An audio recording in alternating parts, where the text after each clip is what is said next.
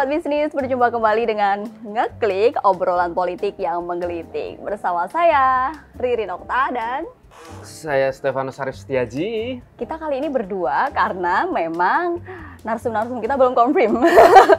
Ini banyak yang belum ini. Banyak yang mempersiapkan kemerdekaan Indonesia. Ya, menuju 17 Agustus. Menuju 17 Agustus, jadi 17 sedang Agustus. sibuk-sibuknya Sibuk. memikirkan negara. Masang umbul-umbul. Masa umbul-umbul. Sama ikut lomba di RT. Oh iya. Sibuk. Masa kita kali ini mau bahas apa nih? Terserah, kita sih ikut Tapi aku aja. udah mempersiapkan Apa? nih. Apa? Kita kali ini akan membahas purnawirawan yang kemudian masuk ke politik. Waduh, temanya berat nih. Tema berat. Oke. Tapi apa, Pak? Ya. Kita akan mencoba untuk berdiskusi lagi. Ya, gitu. boleh kok. Boleh. Mas, Siapa sih yang masuk purnawirawan? beberapa minggu terakhir kali ya, ada sejumlah purnawirawan yang kemudian mendeklarasikan diri dari masing-masing kubu nih, mendeklarasikan ke Anies, ke Ganjar, ke Prabowo. Ya. Nah, fenomena ini wajar nggak sih, Mas?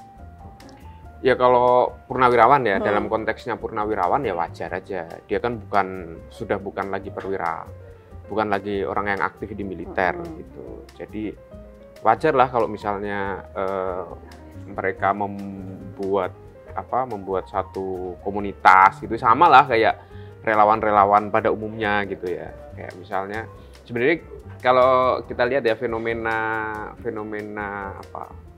kelompok-kelompok purnawirawan itu kan di pemilu berapa ya?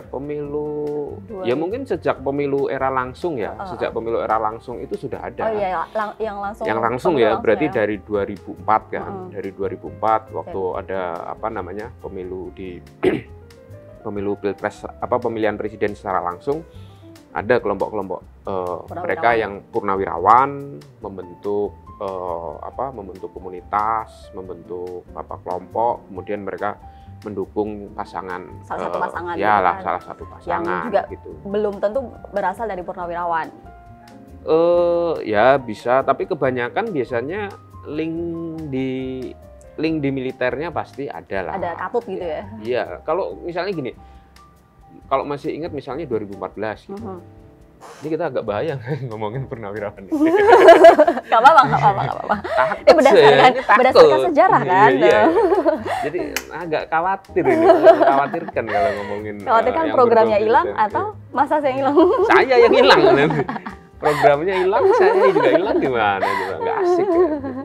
Jadi gini, kalau 2014 misalnya, pernah dengar kan yang namanya BRAVO? Bravo. Ya kan, itu juga itu kelompoknya Pak itulah pokoknya Pak pembesar gitu. Nah itu juga jelas mereka arahnya kemana, waktu itu mendukung Pak Jokowi, mendukung Pak JK, mendukung Pak Jokowi dan Pak Maruf. Gitu. Jadi kalau selama purnawirawan ini dalam konteks sudah purna. Ya dalam purna. Apalagi kemarin kita pernah kan ngobrol sama siapa itu?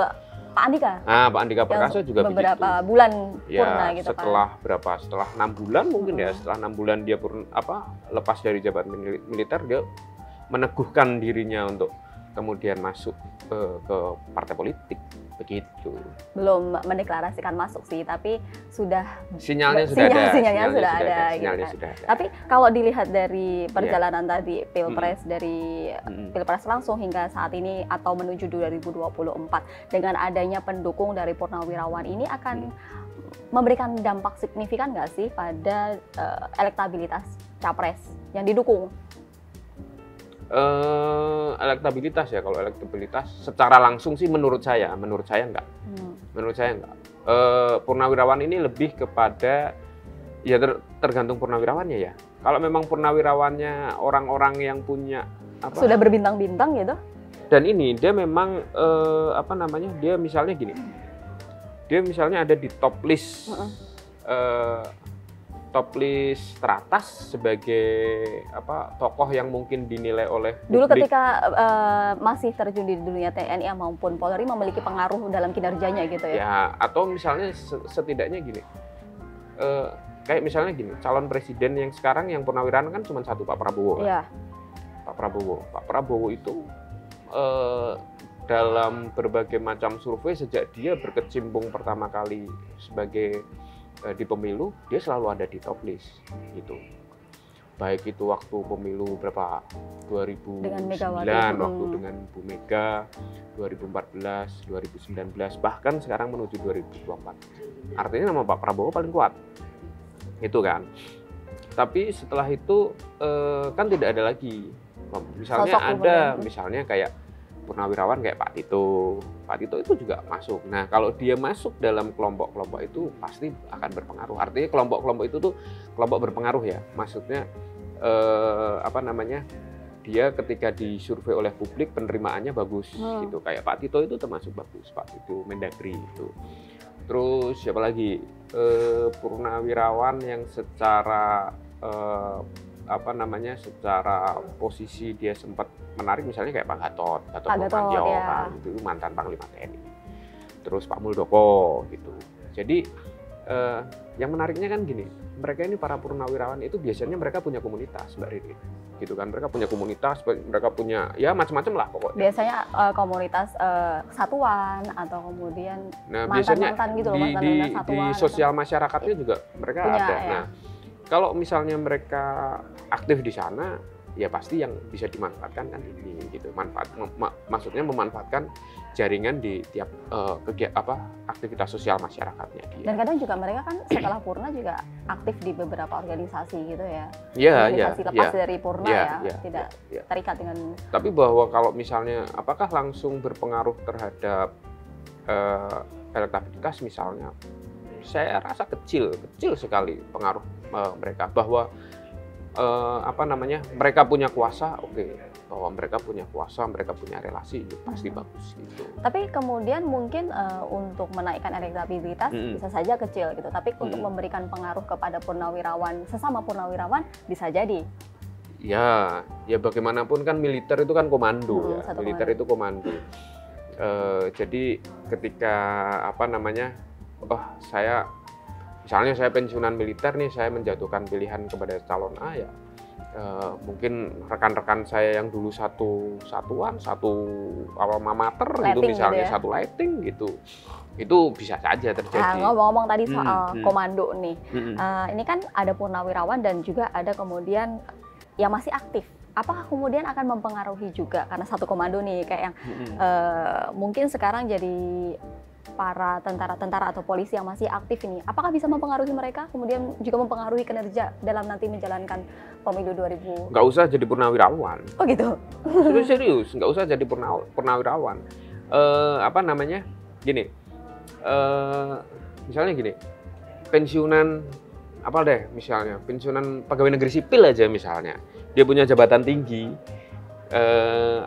ketika di lingkungan yang masih aktif saja, kan dia masih dihormati, gitu kan. Artinya ini lagi-lagi kalau dalam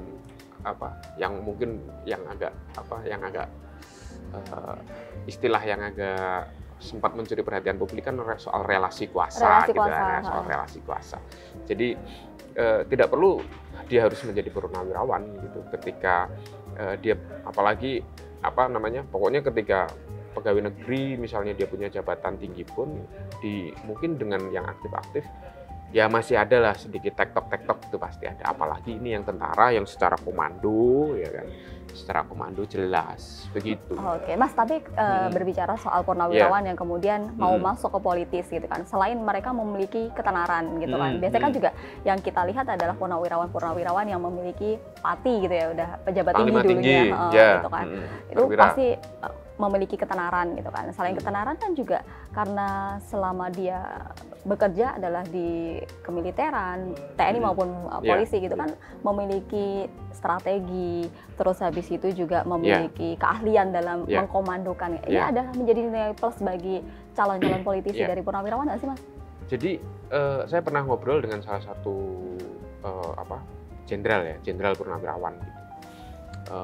Dan dia sekarang punya jabatan strategis lah di pemerintahan Pak Jokowi gitu. Dia waktu itu cerita begini, yang namanya seorang perwira dari mulai dia sekolah, ya kan, sampai dia lulus, sampai dia memegang jabatan tertentu, apalagi di akademi militer ya, akademi militer gitu, yang sekolah akademi militer, akademi kepolisian, maka dia disiapkan sebagai apa? Pemimpin kan? Ya? Ya, pasti disiapkan sebagai pemimpin. Apa namanya? Dia diajarkan bagaimana strategi, ya macam-macam lah, strategi soal ekonomi juga pasti diajarkan, strategi soal pembangunan. Nggak melulu soal perang gitu. Nggak melulu soal perang, apalagi Indonesia kan nggak pernah perang. Gitu. Kita nggak pernah perang gitu. Kan di era modern gini kan kita nggak perang fisik gitu kan. Artinya gitu, strategi dan lain sebagainya pasti diajarkan. Nah, mereka memang didesain untuk menjadi pemimpin. Jadi kalau misalnya apa namanya, ada misalnya purnawirawan yang kemudian mendukung capres tertentu, pasti secara semangat, kayak misalnya ya, secara semangat kan dia pasti, saya ingin berkontribusi dong, saya ingin berkontribusi kepada si calon apabila memang apa namanya, memberikan pandangan atau memberikan perspektif terhadap ekonominya, terhadap strategi kemiliterannya, strategi pertahanan, keamanan dan lain sebagainya semacam itu. Jadi pasti kalau dari aspek aspek kita bicaranya aspek apakah para purnawirawan ini memiliki semacam pengaruh langsung, atau bukan pengaruh ya, tapi memiliki keinginan untuk berkontribusi, pasti mereka ada lah gitu. Jadi pengalamannya pasti ada. Mas, purnawirawan itu biasa masih umur sekitar 50-an gitu kan, untuk kemudian dia pensiun.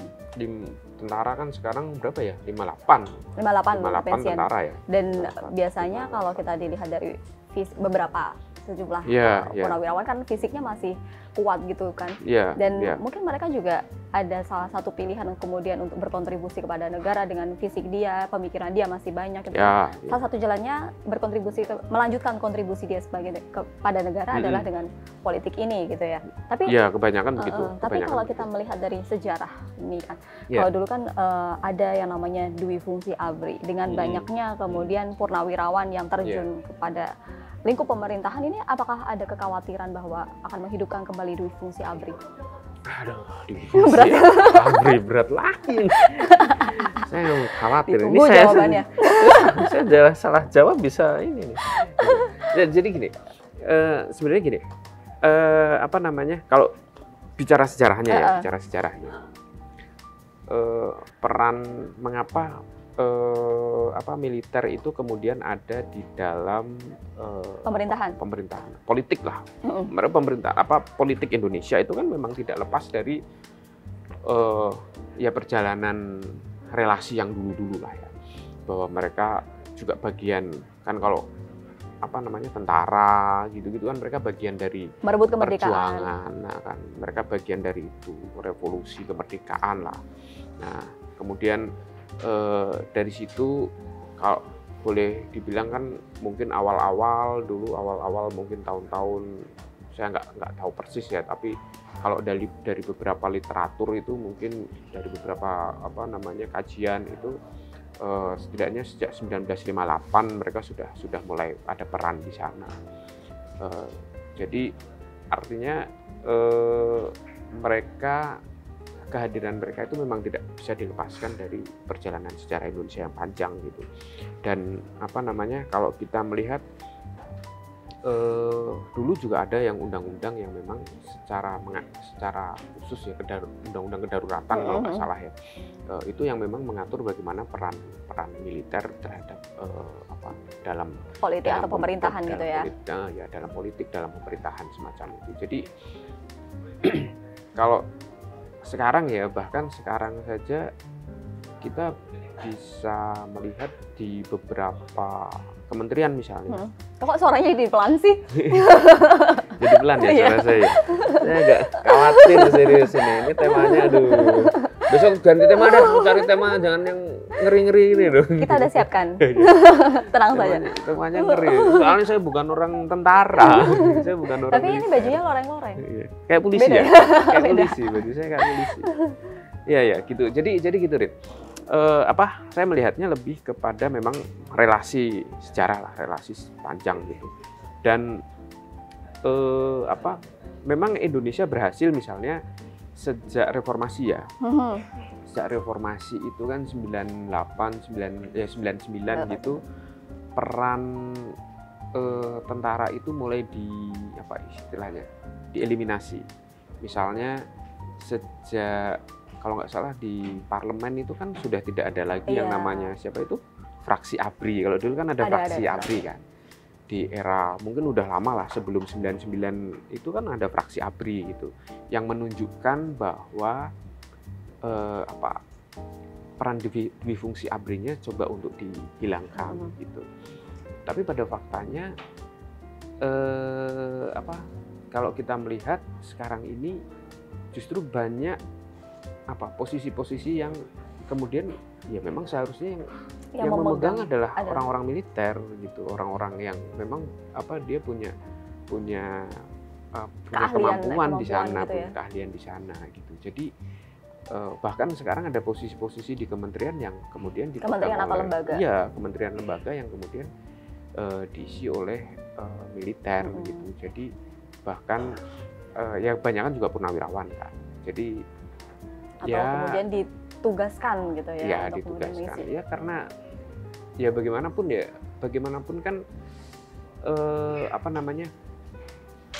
ya itu tadi, satu-satunya kekuatan yang punya komando, satu-satunya kekuatan yang punya istilahnya itu diberi hak oleh negara untuk membawa senjata, ya kan, diatur gitu untuk melakukan tugas-tugas keamanan itu kan militer gitu. Jadi orang tentara, polisi semacam itu gitu. Jadi serius sekali obrolan saya ini. Tapi ngeri ini saya ini. Seiring dengan perjalanan Indonesia juga gitu kan, dan perpolitikan Indonesia, banyak juga bahwa purnawirawan ini menjadi pendiri atau pendiri partai-partai, berkembangnya partai-partai politik hingga saat ini gitu kan. Dan mungkin ada beberapa yang kemudian masih aktif gitu, ada juga yang kemudian saat ini sudah tidak aktif lagi gitu kan. Tapi ada juga kemudian beberapa partai politik partai politik yang kemudian sengketa parpol itu berasal dari purnawirawan. Tanggapannya seperti apa nih? Makin gini. Ya memang ada ya beberapa partai politik kayak Partai Gerindra misalnya, itu kan memang dilahirkan oleh Pak Prabowo. Tapi PDI sama Golkar dulu juga ada. Sejarahnya juga ada dari purnawirawan gitu ya. Ya Golkar jelas. Golkar itu kan dulu organisasi masyarakat kan, ormas, dia itu selevel mungkin dulu, kalau sekarang ya kayak kelompok-kelompok kayak Muhammadiyah, Nahdlatul Ulama gitu, kemudian bertransformasi menjadi partai politik setelah 99 ya. Terus Golkar apalagi pada waktu itu kan lekat sekali dengan Orde Baru dengan mungkin waktu itu Presiden Soeharto punya latar belakang militer juga, jadi semacam itu. Terus dan juga mungkin teman-teman dari Pak Soeharto juga kemudian turut serta berada di Golkar gitu ya. Iya. Kemudian apalagi Partai Hati Nurani Rakyat itu juga dulu dibangun oleh oleh tokoh-tokoh militer gitu. Kemudian PKPI juga gitu. Ya saya pikir ya karena mereka memang mereka memang punya kemampuan di sana, mereka punya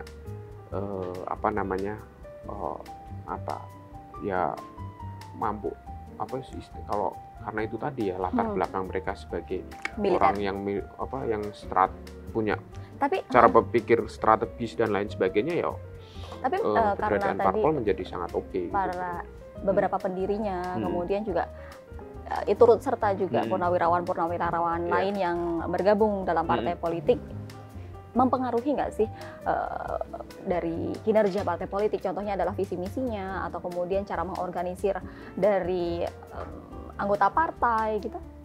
Ada bau-bau kemudian partai politik tersebut ada bau-bau militernya gitu nggak sih? Sejauh ini partai politik sebenarnya gini, sebelum ke itu ya, sebenarnya sejak era pemilihan langsung di Indonesia itu lebih kepada pemilih-pemilih di Indonesia itu lebih lebih mengapresiasi terhadap ketokohan seseorang, ya, ketokohan seseorang. Ada beberapa partai politik yang mungkin dari sisi istilahnya, dari sisi istilah kerennya itu ideologis. Ya, kalau ada yang ideologis, nasionalis, ideologi ya, dari secara partai politik yang secara ideologi kuat, itu mungkin mereka tidak begitu memperhitungkan tokoh, gitu ya, tidak begitu memperhitungkan tokoh. Anggap saja lah kayak Partai Golkar, itu mau siapapun ketua umumnya ya. Basis pemilihnya pasti masih ada. PDIP itu juga gitu, ideologinya jelas gitu, walaupun dari dulu sampai sekarang ya orang masih melihatnya PDIP itu ketokohannya antara Bung Karno dan Bu Mega sekarang, dan belakangan mungkin nambah-nambah Pak Jokowi gitu kan. Tapi lihat partai politik lain, ya, Gerindra sampai sekarang juga masih kuat dengan ketokohannya Pak Prabowo. Tapi lihat partai politik lain yang kemudian didirikan oleh seorang purnawirawan, bahkan sekarang relatif anjlok misalnya. Jangan lupakan Pak SBY. Dari purnawirawan Pak SBY juga dulu mendirikan Partai Demokrat gitu. Itu bisa kelihatan loh, salah satu contohnya di tempatnya Pak SBY. Dulu waktu Pak SBY masih aktif, masih terpilih jadi presiden, kemudian sempat terjun langsung sebagai ketua umum. Waktu Pak SBY jadi presiden, perolehan suara Partai Demokrat kelihatan banget gitu.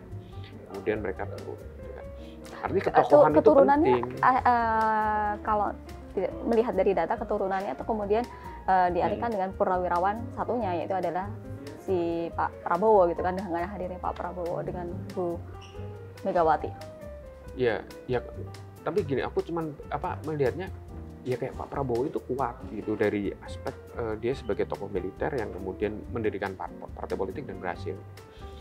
Tapi lihat partai politik lain misalnya kayak PKPI gitu, ya kan, Partai Hanura gitu, itu mereka kalah lah dengan beberapa partai lain gitu dari aspek setelah tidak ada tokoh-tokoh kunci misalnya semacam itu. Jadi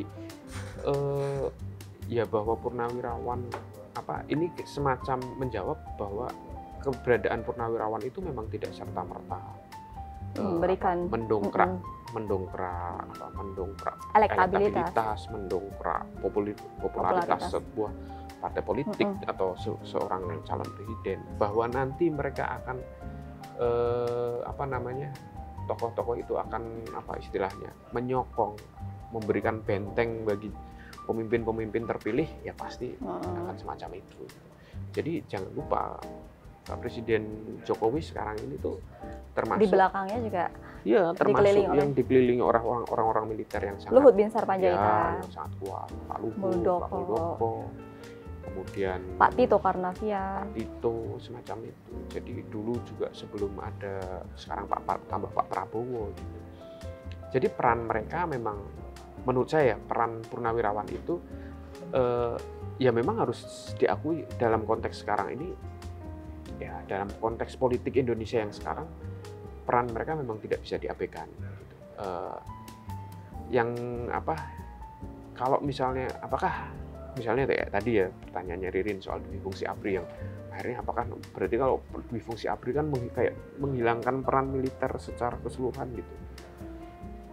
Yang dikhawatirkan ya justru yang saya agak khawatir justru akan memunculkan chaos yang nanti tidak akan yang tidak bisa dikendalikan oleh pemerintahan sipil. Itu yang dikhawatirkan, bahwa terus terang dari beberapa kajian, beberapa riset menyebut justru kehadiran para purnawirawan, para militer peran militer dalam politik ya. Artinya ya kita anggap aja peran militer dalam politik itu kehadiran para ex militer itu tadi ya. Karena memang kan militer aktif kan memang tidak bisa berperan. Nyoblos saja juga nggak bisa. Mereka, gitu ya. Hak suara juga mereka ya, bahwa bisa. Mereka diperbantukan di tempat-tempat lain itu memang regulasi negara ya. Tapi kalau misalnya peran militer itu memang lebih ke dalam politik itu mampu menjaga stabilitas baik itu untuk keamanan maupun untuk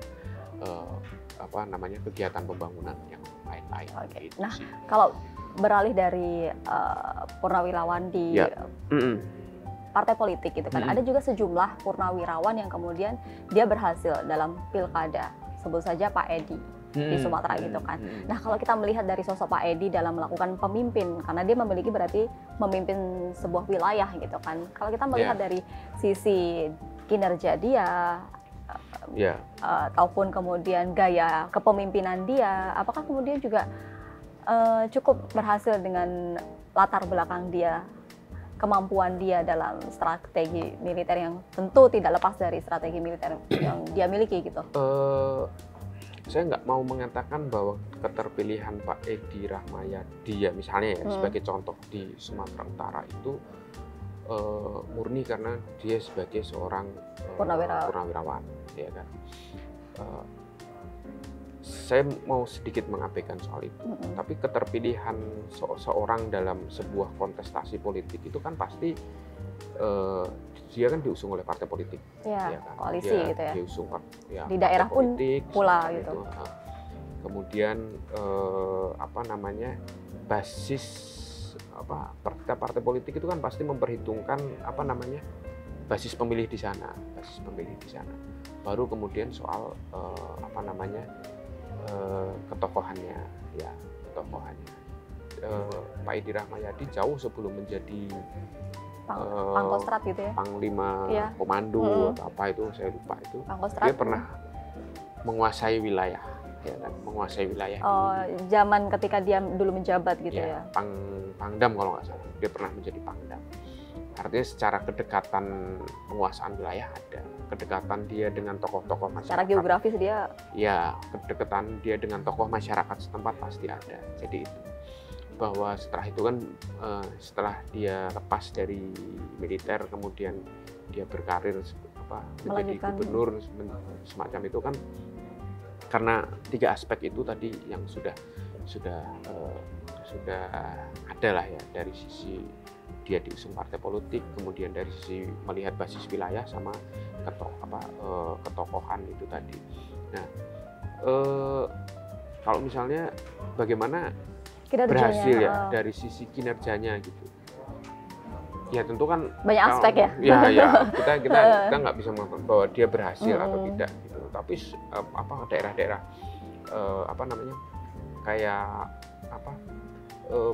dalam sejumlah hal mungkin ada yang pasti dari sisi pembangunan dan lain sebagainya kan ada. Tapi yang lain juga bisa dilihat aspek-aspek lain juga gitu.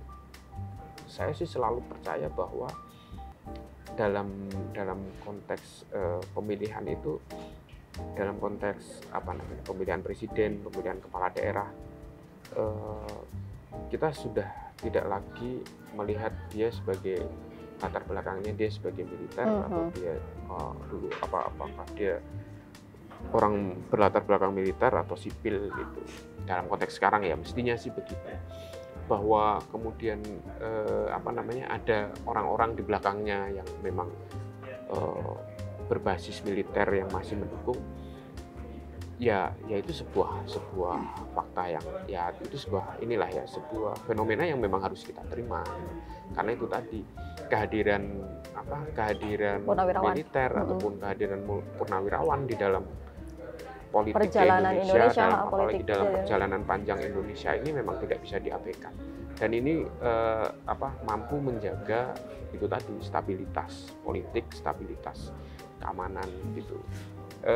Paling tidak tergambar lah di mungkin sejak kita pemilu langsung kita tidak pernah yang namanya chaos yang sampai pemakzulan terhadap kepala negara dan lain sebagainya. Kalau kita lihat di beberapa negara gitu kan, biasanya dipimpin oleh militer kan. Nah ini kan kita tidak melihat itu di Indonesia sejak 2004. Kudeta gitu ya? Iya 2004. Walaupun upaya-upaya itu kan ada, tapi itu tadi ketika memang didukung oleh orang-orang yang memang dipercaya, mungkin dipercaya oleh presiden, punya pengaruh besar. Dia memang dulu purnawirawan, punya pengaruh besar di militer. Itu sangat membantu ya, itu akhirnya dan memang semangatnya nilai dia, plus lah, nilai semangatnya plus. dia untuk terjun kembali ke ini untuk kemudian mengabdikan kepada negara. Gitu ya. Kita tunggu nih sepak terjang dari purnawirawan di perpolitikan Indonesia. Iya, kita tunggu lagi siapa yang akan masuk nanti tokoh-tokoh militer. Ya, apakah seorang Pati-Pati atau kemudian tokoh-tokoh yang kemudian purnawirawan yang sempat terkenal juga ketika dulu kinerjanya, gitu. Kita tunggu saja, dan tentunya inilah obrolan kita di Ngeklik kali ini. Sampai jumpa di Ngeklik episode berikutnya. Iya, Ngeklik.